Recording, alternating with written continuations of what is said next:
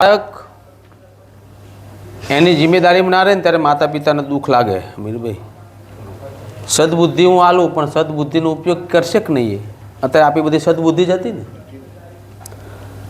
પોતાની માતાને રોવડાવવાનો વ્યવહાર તમે કરો ને, એનાથી નીચતા કોઈ બીજી છે જ નહીં. જે કુખેથી જન્મ લીધો છે, આ દેહ મળ્યો છે ને, આ રહ્યો તમે રૂપાળા લાગો છો ને, જબરા લાગો છો ને, બુદ્ધિ આવે છે ને, બધું એની દેન છે. એના ગર્ભમાં તું ના હોત તો તું હોત જ નહીં. આ શક્ય જ નથી. આ તારું અવતરણ શક્ય નથી. આ તે તું જોવો, આ બધું દેખાય છે ને, તમે બધું આ પૃથ્વી પર આવ્યું છે ને, એ શક્ય જ હતું નહીં.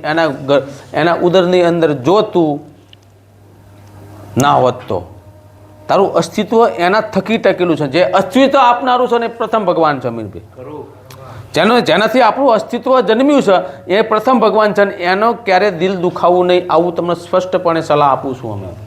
કારણ કે સૌથી મોટું પાપ ત્યાંથી લાગે છે. અને મન પરિવર્તન થાય તો માફી માગી લેવાની. એનું દુઃખ પહોંચે એવું કોઈ કાર્ય કરવાનું નહીં. કોઈ પણ વાત કેવી હોય તો તોછડાથી નહીં, પણ પ્રેમથી કહેવાય. મમ્મી, આ બધા આવતા જમાનો બદલાઈ ગયો છે. મમ્મી, બધા આમ કરો, તમારે કરવું જોઈએ. તું મમ્મી સમજ ને, તમે આમ કરો મમ્મી, એમ લાડથી કામ કરાવીએ તો કાના જેવા લાગીએ અમે. હા, તો તમારું એ થાય. તમે તું ઉતારીને આમ જતી ને તેમ જતી ને ફલાણું ઢીકડું લીકડું 5 માણસ વચ્ચે વકાટા કરીને તમે નીકળી જાઓ ને, કાં તો અશબ્દ બોલી જાઓ ને, તો એના અંદરથી લાગે કે હા ના આટલા, એ તો તમને ખબર નથી એમને કેટલી લાગણું કહીને તમને મોટા કરે છે. એટલે એને દુઃખ લાગવું વ્યાજબી. સૌથી વધુ પ્રેમ કરતી હોય કોઈ વ્યક્તિ તો પોતાના બાળકને માં કરે છે, બીજું કોઈ કરતું નથી. એટલે એ માને તો સૌથી વધુ વાલો તું છે. તારી સિવાય કોઈ કોણ વાલું છે ને? કોને પ્રેમ કરે તારી સિવાય? તું જે કેવો કહીને વધારે વાલો છો. એટલે વાલો વ્યક્તિ જ્યારે તમારું અપમાન કરે ને, ત્યારે એ હૃદય સુધી એની વેદના પહોંચે છે ને, એટલે એ રુદન આપે છે, એનું દુઃખ લાગે છે. એટલે કોઈ કાર્ય તમે કરશો નહીં કે જે તમારા વાલા, તમારા સ્નેહીઓ રહ્યા ને, એ દુઃખી થાય. અને આ તો તારી માં છે, માને તો દુઃખ આપે એવું કોઈ કાર્ય કરાય જ નહીં. બેટા, શું નામ તારું? અલ્પેશ. આ વાત ખોટી છે બેટા. મને હવે કાંઈ બી એને વાત કરે ને લોકો, એટલા કાં તો મારો ભાઈ એવું કહે છે કાલથી હું નહીં આવું, કાં તો કાના અમને એવું કહે છે કે હું આમ કરી દઉં. બધા ઊંધું ઉપડે, બરોબર. કારણ નાની એવડી વાત હોય તો બી મારી એને થોડી વારમાં મોટું કરી દે. જો માં, તમે તમારી પેલા 2-4 મહિના પહેલા તમે જ મને સલાહ કીધી, બરાબર. કોક તને કહેશે કે તાર છોકરો આવો, કોક જોવે તો જ કોક માણસ કહે ને કે તાર છોકરો અહીં પોતો ગલત સંગત છે કે ગમે તે, તો આપણે કોકનું માનવું કે નહીં માનવું? વાત તું પણ વ્યાજબી છો ને, પણ વ્યાજબી તારી વ્યાજબી કે મા બાપને ચિંતા છે નહીં કે છોકરો બગડે નહીં. એટલે દારૂના અડ્ડાની બહાર છોકરો ઊભો હોય, દાખલા તરીકે કહું તને નહીં, દારૂના અડ્ડાની બહાર છોકરો ઊભો હોય અને ઘરે માને ક્યાંય, તો માન શું ચિંતા છે? મારો છોકરો ત્યાં ઉપર કોઈ લત ચડાવી દે છે, ક્યાંક પી જશે તો. એટલે તને આવીને શું કે ત્યાં શું કામ ઊભો રહ્યો, ત્યાં શું કામ તારે જવાનું? એટલે તને એ ક્રોધ ના ભાવે કે, પણ અંદર તો પ્રેમ હોય. અમીરભાઈ, એ પ્રેમના કારણે એને ક્રોધ આવ્યો હોય, તારું સારું ઈચ્છવા માટે. પણ તું કે હું એમ ખાલી ઊભો જ તો કાંઈ નહોતું કર્યું, તું મારી પાછળ પડી ગઈ છો. ભલે તું ઊભો જ તો, પણ એનો ગુચ્છો વ્યાજબી હતો, એ સ્વીકારવું પડશે. અમીરભાઈ, એનો ગુચ્છો ને એની ચિંતા વ્યાજબી હતી. એ કેમ તમે સ્વીકારતા નહીં કે આ મારી વાત સાચી, હું ઊભો તો એ જગ્યા વાત સાચી, મેં ભલે કાંઈ કર્યું નથી, પણ હું ખોટી જગ્યા પર ઊભો હતો અને એનો ગુચ્છો તારો વ્યાજબી છે મારી. પણ હવે પછી માં હું ધ્યાન રાખીશ. તને જેને કીધું છે એને વાત સાચી, પણ હવે પછી ધ્યાન રાખી હું અહીંયા ઊભું રહીશ નહીં. આ મારું પ્રોમિસ. આને પ્રેમ કહેવાય અમીરભાઈ, બરાબર. વ્યાજબી છે. મા બાપનો દરેક ગુસ્સો વ્યાજબી હોય. વ્યાજબીના કારણે જ ગુસ્સો આવતો હોય. એમાં ક્યારેય દુશ્મનાવટના ભાવથી ક્યારેય માનો ગુસ્સો આવે નહીં કે આનું બુરું કરવું. મા બાપના દરેક ગુસ્સાની અંદર એનું હિત જ છુપાયેલું હોય. પ્રેમની પરિભાષા છે મા બાપનો ગુસ્સો. અમીરભાઈ, અતિરેક પ્રેમની પરિભાષા છે, એનાથી વિશેષ કાંઈ નથી. જેટલો ગુસ્સો ને એટલો પ્રેમ હશે તો જ આવે, નહીં તો ના આવે. ચમ ગામનો કોઈ એને નહીં કહેતો, એ ચમ ઊભો હતું ઘરે જ આવ્યું કે કોઈ મહીને ઊભો શું વાંધો? હે, એમ કે મોટા ભાઈને કેમ કઈ કહેતા નથી, મને જ કેમ બોલો? પણ મોટો ભાઈ કઈ કરતો જ નથી, તો એને શું કહેવા નથી કયો? જે વધારે પ્રેમ હોય, વધારે ગુસ્સો, એટલું કીધું તો સમજી જવાનું વાત નહીં બેટા. મોટો ભાઈ તો ડાયો ડમરો થઈને બહુ વાળો થઈ જશે ભાઈ મારા. હવે તું એવો થઈ જા, બરાબર. હવે જો કેટલી ઉંમર છે બેટા તારી? 22 22 એટલે હવે સાર પણ ડાય પણ બે આવવું જોઈએ. ક્યાં ઊભું રહેવું, ક્યાં સટકવું, ક્યાં નીકળી જવું, શું બોલવું, કોની સામું બોલવું, આ બધો જ ખ્યાલ આવે એટલે એને ડાયપણ કહેવાય, બરાબર. એટલે આવા તારા ડાયપણ આવવું જોઈએ કે મારે ક્યાં ઊભું રહું, ક્યાં ઊભું રહેવાથી શું થશે, મારી નામના ક્યાં ખડવા છે, મારે કોઈ નામનું કેવું બોલવું, કયા વડીલને કેમ કહેવું, મારે કેટલા વાગે ઘરે જવું, કેટલા વાગે ઉઠી જવું ને મારે શું કામ કરવું. આને ડાયપણ કહેવાય. આ ડાયપણ આવે ને તો તમે સમાજની અંદર તમારો પહેલો ફણગો ફૂટો, તમારી જગ્યા બને. અમીરભાઈ, સમાજની અંદર પહેલી જગ્યા આ ડાયપણ આવે પછી જ બને, બાકી સમાજની અંદર જગ્યાએ ના બને, ઘરમાં જ ના બને, સમાજમાં છે વાત છે. એટલે ડાયપણ આવવા દો અને પછી ધીમે ધીમે શીખો. એકદમ તો ના શીખી જ ભાઈ. હું તમને તારે મમ્મીશ્રીને કહું છું કે ધીમે ધીમે મારો દીકરો સુધરશે, આટલું કહું છું, બરાબર? અને મને વિશ્વાસ છે કે તું બધી ખબર પડશે તને. અને ક્યારેક ક્યારેક આવો ત્યારે લેતું આવ, એને બધું જુઓ ને, જાણે તો બધી ખબર પડે ક્યાં શું કરું છું, ક્યાં શું ના કરું. બાકી ચિંતા છોડો. ચલો, હું એમ કહું છું કે જો ઓલાનું આવવું છું બરાબર, હવે પાર લગન લેવાનું, હવે બધું અમારે હાથ મજૂરી પર જ કરવાનું મારી, બરાબર? તો અમે બધા ચારે મળીને કરશું તો થાય છે ને, એમને તો થઈને જ જવાનું કે ક્યાંક આવીને જ જવાનું. આ તો કે થઈ જાય છે, પણ તમે કામ કરશો, મજૂરી કરશો તો ભેગું થાય છે ને, એમને તો થવાનું નથી. તો જો આ એની સપના રહ્યા ને એ મફત મળે છે જોવાના, પણ સાકાર કરવા માટે મહેનત કરવી પડે છે. તમે રોડ પર જતા હોય કે મર્સિડીઝ, એટલે તમને થાય કે આ મર્સિડીઝ લાવી છો, પણ સપનું હોય, પણ એને પૂરું કરવા માટે શું કરવું પડે અમીરભાઈ? રાત દિવસની ઊંઘ હરામ થાય ને તારા મર્સિડીઝ સુધી પહોંચાય. એમાં બધાય અંતરાયો પાર કરવા પડે, વાણી વર્તન વ્યવહાર બધું ભેગું મળીને અને રાત દિવસની અખાટ મહેનત કરો અને રાત દિવસ ઊંઘો ને એની પાસે પડ્યા રહો ને તાણી લેવલ સુધી પહોંચાય. બાકી સપના તો જોઈને તમે કહી દો મમ્મી મારે પેલા બુલેટ લાવ્યો, બાજુ મારે લાવવું છે. અમીરભાઈ, પેલો બરાબર KTM લાવ્યો, મારે લાવવું છે, તમારે કહી દીધું, એમને માં આવે.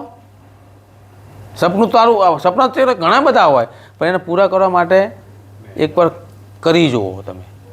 હું તો એમ કહું કે એક જોડી કપડાં અત્યારે 1000 રૂપિયાના આવતો હોય, 2000ના આવતો હોય અમીરભાઈ, એક જોડી કપડાં પોતે મહેનત કરીને કમાઈને લાવી જુઓ અને પછી તમને ખબર પડશે સારું શું. હા અમીર, કેવું સારું પહેરવાનું હતું, કાઠું સારું કપડાં, કેટલી મહેનત કરતા 2000 ભેગા કરીને એમાં લાવવાનું થયા. મમ્મી પપ્પાના પૈસા મળતા હોય ત્યાં સુધી તો તમને એવા સપના આવશે ને, કાલે પપ્પા વિમાન લાવી દો, બીજું કોઈ વાત નહીં. કારણ કે ખાલી કહેવાનું જ છે ને આમાં તો. હા, કમાવાનું ક્યાં આવે? એ તો એ કમાતો એમને ખબર પડે બેટા. એટલે આ ત્યાગ છોડી દો, આ બધી વસ્તુ પોતે કમાવો. અમને મારી થોડીક સલાહ આપો. હું એને બધાથી કંટાળી ગઈશ, મામા તારા સિવાય મારો કોઈ ઉધાર જ નથી હવે. એ અવરા ધંધા હું કેવા કોને જાઉં ગયો, દુઃખની વાત કોને કહેવાની મારે? શું કરે કેવો એને પૂછી લ્યો શું કરે ઈ. કહી દો, પણ સંવર્ષણ નીકળી જાય. એટલે ભાઈ માતાની આગળ વાતો કરો છો, ભાઈ આગળ કરો ને. જો એનમાં હું હાથ મજૂરી પર 500 રૂપિયા બરોબર જે એની હાજરી મળતી, મને કે હું 500 દઈને છૂટો, પણ તો આપણે રવાડે શું ના ચાલે, સટ્ટો રમવાનું ચાલુ કરી નાખ્યું. મારું ઘર ક્યાંથી મેળ પડશે મારો ગયો. કલાવાર મારા છોકરાને કામ કાઢો તો ક્યાંથી કાઢીશ? તો કે 2 માં દીકરો હોય ને માં દીકરો શું કરે મારે? તું ચિંતા ન કર, થઈ જાય છે એમ કહે. દડેરો ભગવાન નથી કરી દેવાનો એમ કહું છું. સટ્ટો એક એવી વસ્તુ કે તમને 600ની લાલચમાં તમારે 2 લાખ ખોવડાવો. 1-2 વાર 200 600 300 એટલું બધું સટ્ટાથી જો બધા કરોડપતિ બનતા હોય તો બધા ઉદ્યોગો સ્થાપત નથી. સટ્ટા બજાર ખોલી દે, રમ રમ કરો. તો આ ધીરુભાઈ અંબાણીથી મળી, એમના છોકરાથી મળી, બધા આ રતન તાતા બધા હાથ કરતા હોત ને, રાત દાડો મહેનત કરી અમીરભાઈ. રતનજીને જોયા હતા હમણાં તો ઓફ થયા અમીરભાઈ. એકદમ સાદગાઈ ભર્યું જીવન. ભાઈ એમને સટ્ટાનું નહીં, એમને કર્મ બતાવ્યો કે ધંધો કરો તો જ મેળ પડશે, ને કાંઈ મેળ પડવાનો નથી. હા, કોક દાડો રમવું એવું નથી કહેતા કે આવું એની વાય કામ જવાનું, ઘરના પૈસા જતા આપી દે. કોક દી બરાબર, ચલો માને કોક દી કીધું, પણ કોક દી ખોટું એ તો ખોટું જ છે. એમાં તમે કોક દી કહેશો તો એ રોજ કહેશો તો એ થાય. તો એમને નથી ગમતું તો આપણે નથી કરવું. હું કોણ માથા પર મારી વાત અત્યારે લગી 2-4 વર્ષથી થોડું ઓછું કરી નાખ, બરોબર? હું પાણી ગઈ ને તે એ ધંધો હતો એ લોકોનો. ગામડે જતા હતા તો જુગાર રમતા હતા, અહીંયા તો સટ્ટો ચાલુ કરે. તો મારે કેવું કોને એમ કયો? માવતો તો છે ને કે 5 દી હમણાં જઈને આ 5 દિવસ હું સુખી થઈને રહીશ. એ હું એ તો મારે કઈ આધાર છે નહીં કે હું જાઉં તો જાઉં ક્યાં?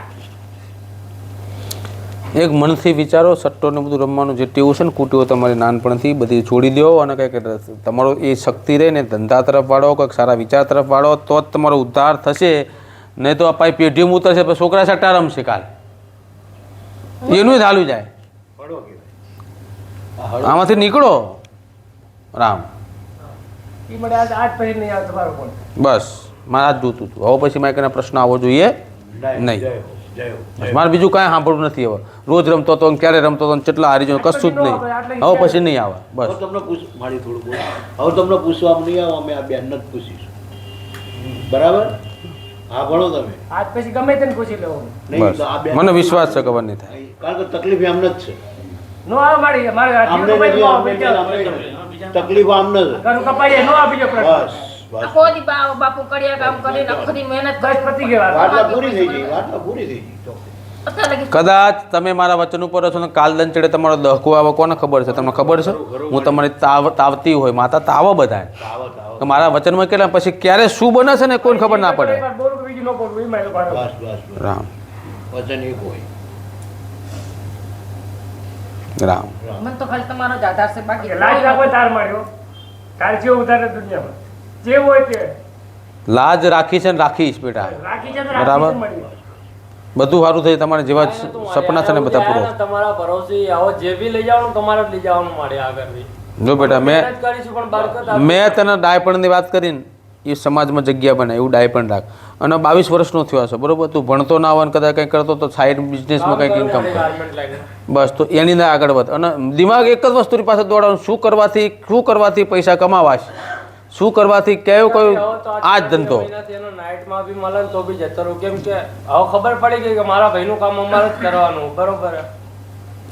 છૂટકો જ નથી. છેલ્લા કામ ધંધો બધું કમ્પ્લીટ ચાલુ કરી દીધું. આ પૃથ્વી ઉપર કામ કર્યા સિવાય કાંઈ નથી. પૃથ્વી ઉપર કામ કરો, ઇજ્જત કમાવો ને પોતાના ખર્ચે પોતે કાઢો ને સમાજની અંદર કુટુંબને સહભાગી થાવ અને પોતાના મા બાપના સાચવો, એમના ઉપરથી બોજોરે હળવો કરો. આ તમારું પહેલું કર્તવ્ય બની જાય. આની અંદર તમે પાસ થાવ ને તો એમના મોઢા પર હાસી આવે. એક સમય એવો આવે બે ભાઈ થઈ મમ્મી પપ્પા કામ કરો તમે મૂકી દો અમે બે ભાઈ સી આવું આવે ને એટલે એમનો બેડો પાર થઈ જાય. ભલે અત્યારે જવું પડતું છે વાંધો નથી પણ હું એવી આશા રાખું કે આવનારા વર્ષોની અંદર તમે તમારા મા બાપને કોઈ પપ્પા હવે તમે ઘરે બેહો, અમે બે ભાઈ છીએ ને કાંઈ જવાની જરૂર નથી. તમે એટલા કેપેબલ થાવ એવો મારા આશીર્વાદ છે કે તમે તમારા મમ્મી પપ્પાના કામ છોડાઈ શકો એવો મારા આશીર્વાદ છે. જાઓ ખમણ. આંસુ તો ક્યારેય નહીં, વિનંતી કરવી. બરાબર? મારા આંસુ ના પડવા જોઈએ ને તો આપણે એના કુકે જન્મેલા એનો ધિક્કાર કહેવાય. રામ પણ આ તમે જ પહોંચાડી હાથ લઉં છું જે હતું. અને આગળ બી તમારે લઈ જવાના. રામ બોલો મને. બધું સારું થશે. મારા આશીર્વાદ છે. આગળ વધજો. બોલો શ્રીવા. મારે બોલવાનું પણ પૂછવાનું જ આવે.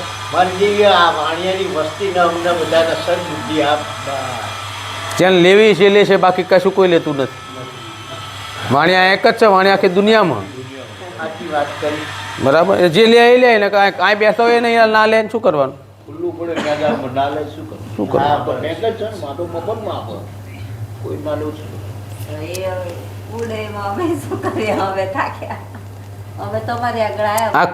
આ ખુલ્લું ગંગાજળ છે અમીરભાઈ, જે પીવે ને એનું છે.